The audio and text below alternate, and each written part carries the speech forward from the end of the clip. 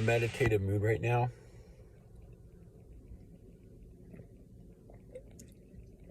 Drinking my delicious kombucha. No, it's an ancient mushroom elixir. Matcha cream soda with reishi, chaga, and turkey tail. This might be the best drink.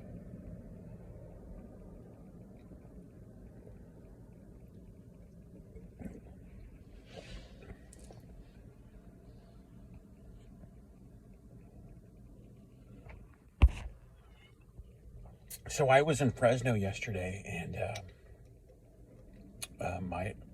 my hosts that were showing me the town were saying that there's a lot of buildings there that you can rent for pretty cheap in the downtown. You know, considering it's in California, maybe not cheap, but cheap by California standards. And I do think it would be cool to go somewhere where you could afford to like open some kind of business, you know.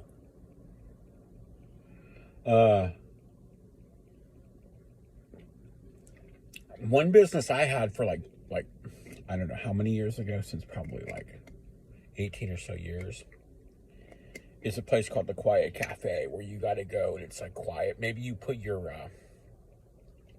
they didn't even have yonder bags when I thought of it. Maybe you put your phone in a yonder bag, or you just know that you gotta. It's just a phone-free cafe, you know, and caters to be sort of a peaceful kind of quiet cafe. It would be called a quiet cafe.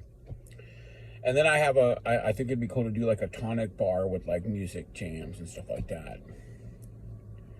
Anyway,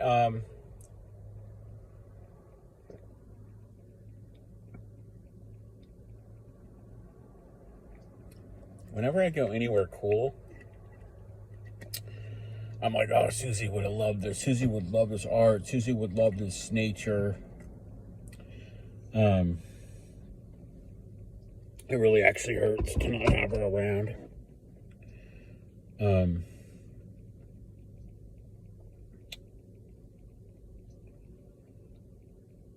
mean, it'd been a while since we went on a nature trip or anything, but she just used to get so excited in nature, you know.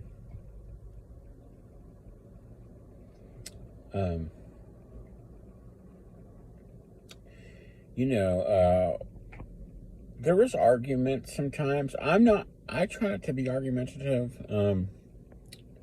But you know, what I've noticed with like couples that last is that everybody argues. And I kind of feel like I've been in this thing where I'm like, I don't like to argue, just like, you know.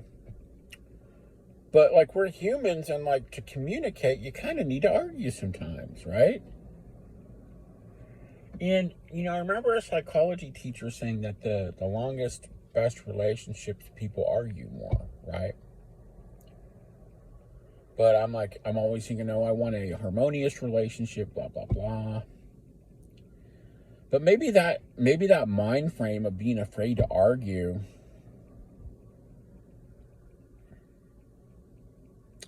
has been why I haven't maintained relationships, you know? Because there's this thing, you know, why'd she say that? Why'd he say that? Blah, blah, blah, blah, blah, you know? And I just think about it. I'm like, every couple that I'm with argues. My mom and dad, you know, everybody. And the important thing is that you have somebody to argue with. and someone you see eye to eye with on a lot, you know? And, you know, I wish, like, you know, certain people that maybe have been problematic that I drifted away from because I didn't want to engage in that kind of thing. That kind of problematic sort of back and forth. But, you know, there are some people that are really hard to argue with, though, and that don't kind of see it's a harder to deal with kind of people. But it just seems like you have to be willing to have discussions and disagree and not be passive aggressive. And I don't really know why I was so adverse to conflict in relationships. And when I think about it, it goes way back, I think. It goes back to my early relationships, you know, my early, even friendships.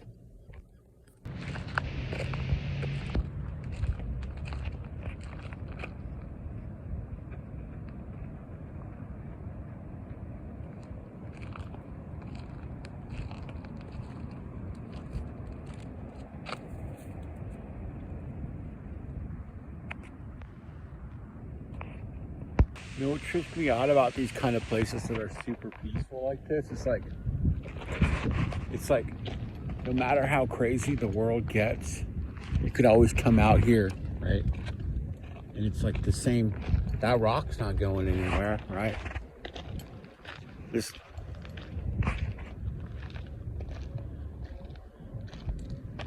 I think the sea otters are leaving anytime soon, you know? I don't think the birds are going away, right? And someday I'm gonna die and this is all still gonna be here. You know?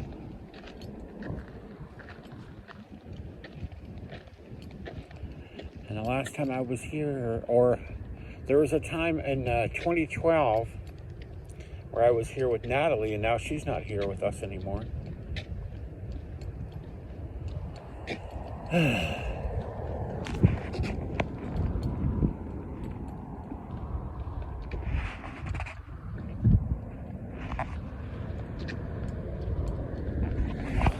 Lots of lessons I've learned in the past year or two, man. It's like, fuck, lessons I don't want to learn anymore.